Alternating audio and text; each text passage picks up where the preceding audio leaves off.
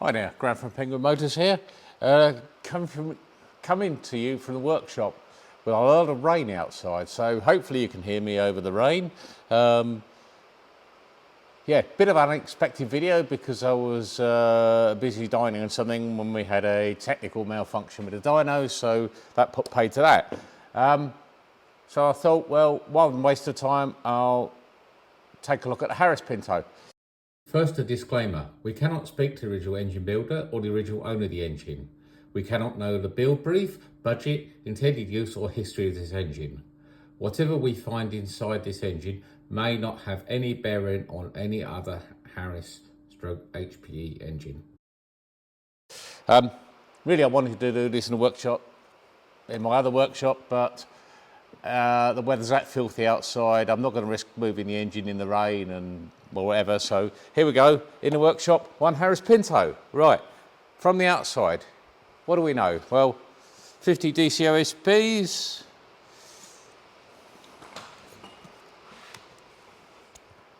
lightened cast iron flywheel. Would kind of expected a steel flywheel on a mad all-out competition engine. Not much to see here, except we've got motorbike plugs, and if we take a look up the exhaust ports, we can see not only are they very big, but the valve guide has been ground flush to the port.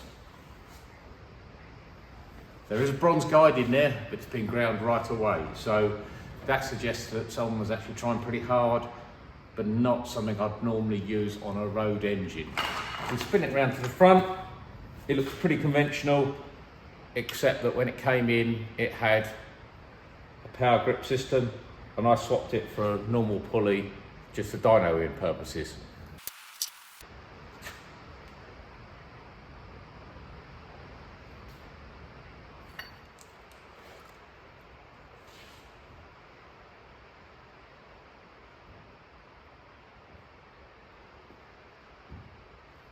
A quick look down the carbs shows us two things. Firstly, this intake manifold isn't actually matched to the carbs. There's a small overhang, but I don't think that will make a lot of difference. It just suggests to me that the 50mm carbs were fitted later than the manifold was. And the other thing is, like the intake, I can see a bronze valve guide that's been ground away flush with the port. So, intake manifold off, what can we see? We've got an injection port, looks like it's been raised up on the roof, a little unusual for a Pinto, works on BMW M20s, but a bit unusual on these. As we can see, we've got bronze guide, it's been shortened. The short term feels pretty conventional. And oddly enough, we appear to have a seat insert on that inlet valve. Maybe it's an insert, maybe it isn't. It does look like an insert, so maybe it's had a repair of some sort at some stage. We'll find out later. Right, bit you all want to see what's under this sticker.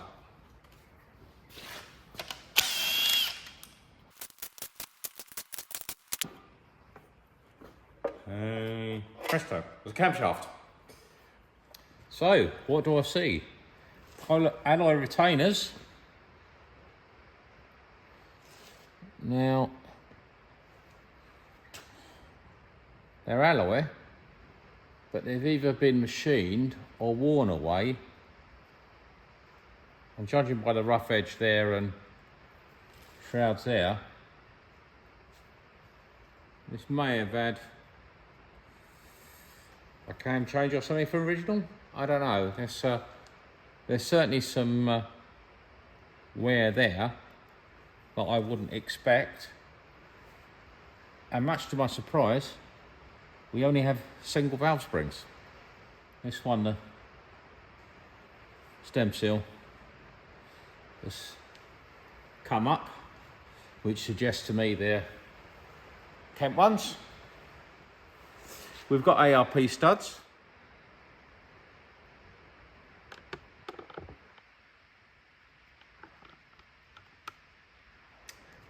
So, looking at the cam, there we go, KC HT1. So, Kent cams ground HT1 profile.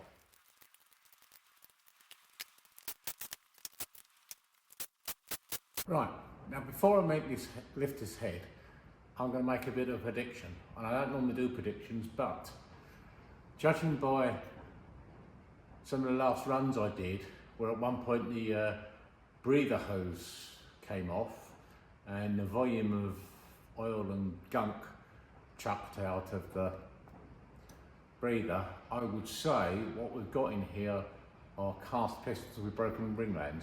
I might be wrong, but that's what I think we're going to find.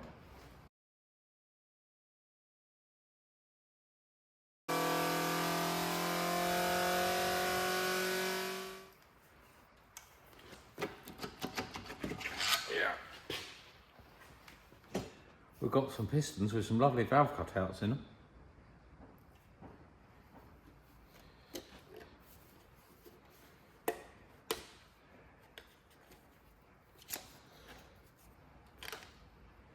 And what looks to be a Victor Ryan's head gasket. Yep, that is Victor Ryan's head gasket, ARP studs, and well, doesn't look like the block's been recently refaced. I wonder what size they are. So I wonder how big this is. Well, I've got my cheap crappy vernier to hand, which is actually surprisingly accurate.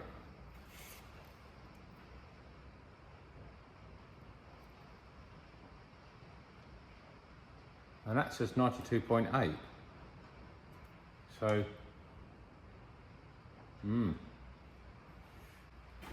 that's a fair bit oversized. That's 2mm of oversized, so that definitely would fall foul of a 2-litre class. Let's just check the stroke.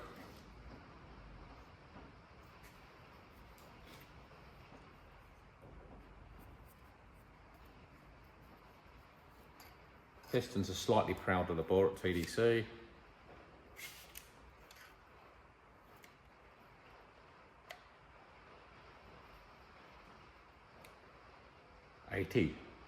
Ooh, 80.2 that reads, so give or take a bit. This is a 2.2. Someone was playing in the 2-litre class with this, they were a bit naughty, weren't they? Now I know we've got a Pinto crank because we've got a 6-bolt flywheel. But if my cheap crappy vernier is correct, we've got an 80mm strength, 80mm stroke, we've got an offset ground crank in here. So what rods are we going to find? Diesel or crossflow?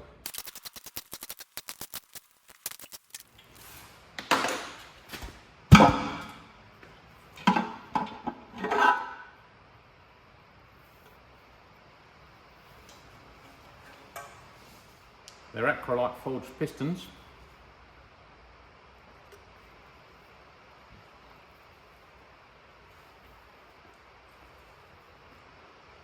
Rods look beefy.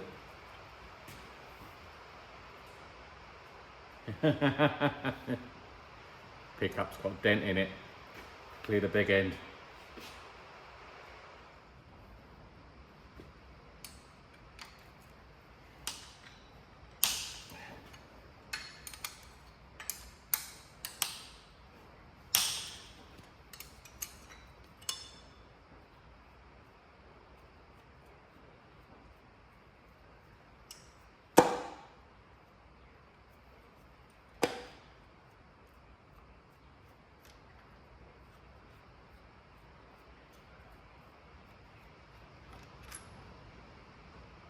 I think they're Sierra Cosworth. Again, bolts.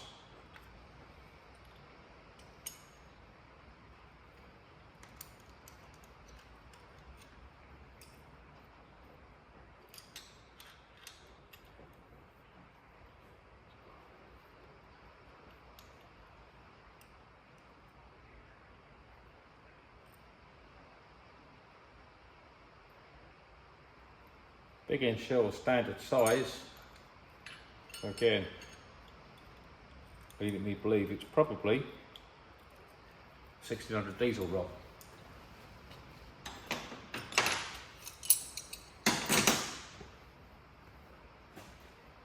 I'll piss that out and see.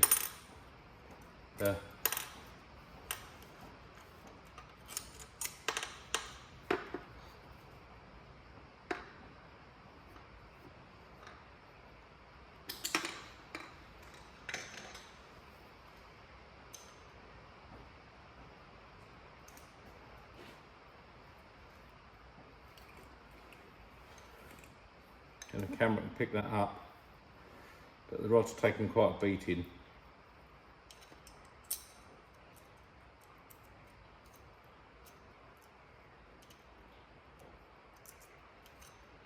And the shell no longer fits very well, so certainly new shells and reclaim the rods, and there's a nice big F on the front of that.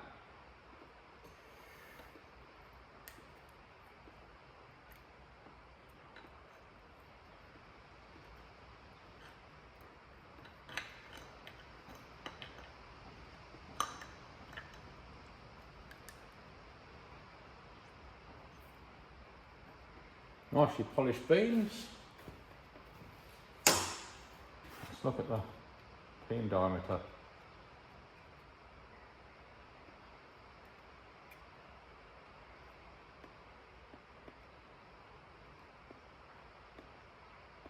.24mm pin.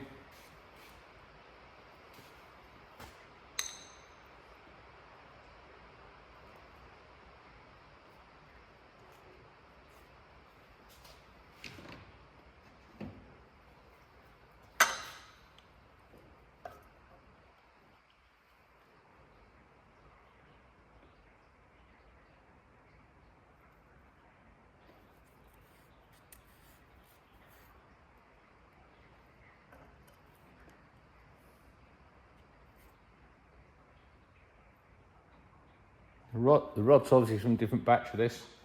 That's what this is. This is a 1600 diesel con rod. And this engine is a 2.2. Which does explain the good torque delivery. Doesn't especially explain all the blow-by, but there's not a lot of life left in that top compression ring.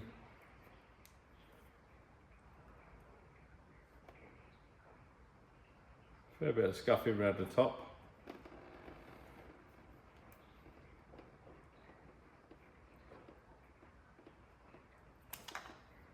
You can vaguely make out the outline of a combustion chamber. Good squish. These will come in very close to hitting the head at high RPM. Sign of a well-built engine. One that comes close but doesn't touch.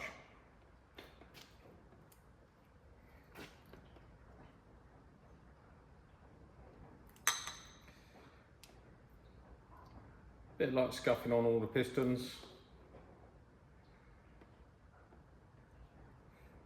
Probably a result of running no air filtration, and possibly a result of it being driven too hard without it being properly warmed up. Something quite likely in a hill climb car.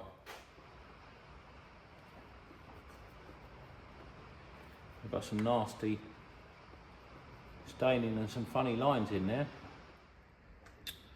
There's one. The bit in the centre of the shot looks like water damage to me. More of what looks like water damage. If we move up to this one, let's go around the other side.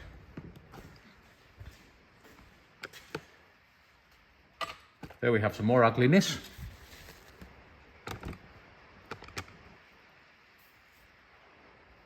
And a bit more in there behind that stud. All the cylinders are marked up in various ways, so I don't know. This block needs a really good measure up on a proper hone. And we can see whether it will live again or not. I'm not sure at this stage. There's no real wear to it, so hopefully we can just hone a few tenths of a thousandths out of it and it will live again. Good old English breakfast tea, can't beat it. It's morning now, not that I need morning as an excuse to drink tea.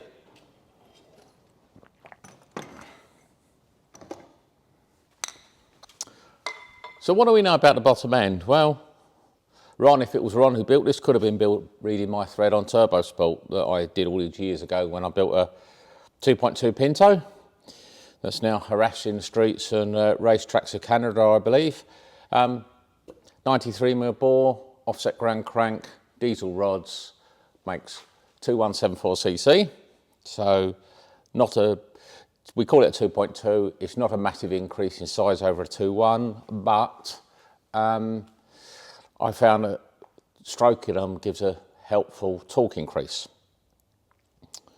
The one I built on, which was admittedly on injection, but that probably won't change the power, made fraction over 200 horsepower. So yeah, this thing's about on the money.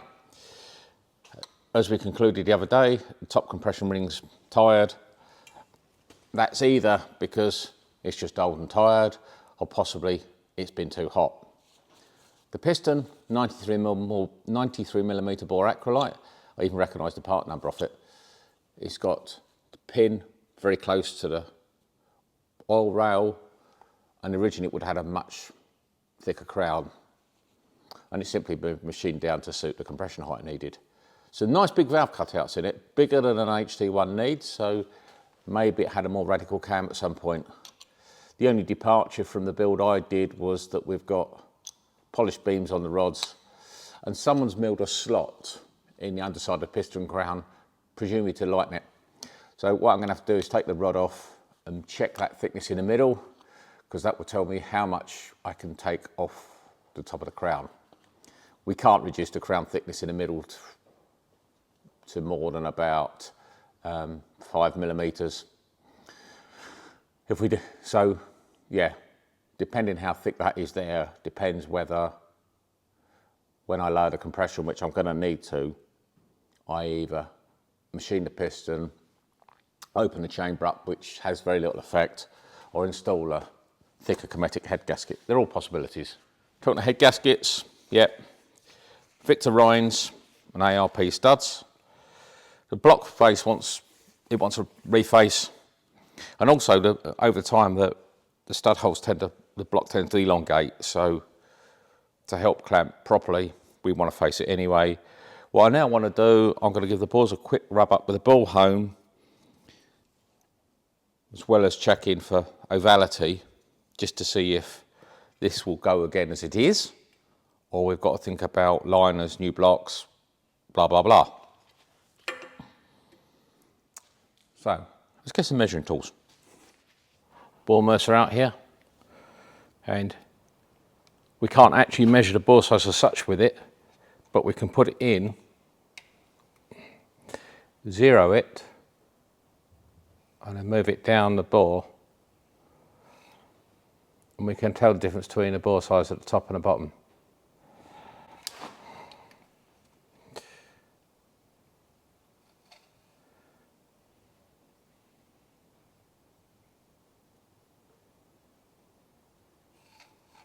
And the bores are basically straight, and if we go at 90 degrees,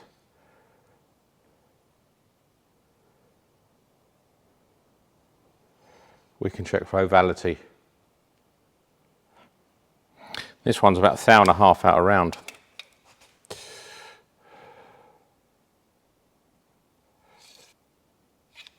They're not very round. Last thing I do, I'm going to check piston to bore clearance. So I'll put mercer in, get a zero, get a piston, stay.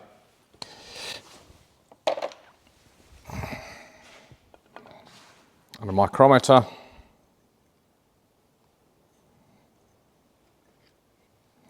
And just snug that in on the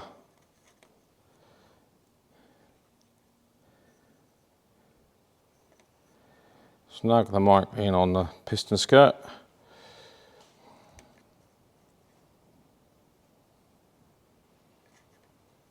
Yep. And stick the mic in a mic stand.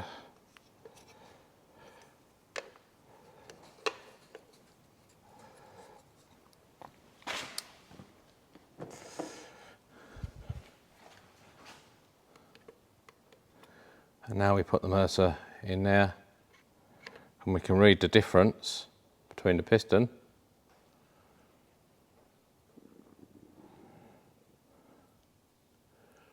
and bore. Wow, 7th thou, that's big, that's very big. This piston has a stated clearance of 3.5 to 4 thou, which is about where you want it. 7 is huge. Well, I was going to end the video there, but I've just popped the top ring off a piston and popped it in the bore, check a ring gap, but look at the shape of it. And that gap is enormous. That's about 4mm without the broken bit. Where was the broken bit? No idea. It's not in the piston. There's no damage to the ring groove. So, who knows? But that ring was doing nothing to contain compression. I always say ring gap's not important, but you need to have some sensible ring gap. So, on that bombshell, I'll end it there. But you know what to do. If you'd like this video, you want to see more, help me bring you more, like, share, subscribe, ring the bell, don't cost you a penny, and I'll catch you on the flip side. See you later, guys. That's it. I ain't doing it again.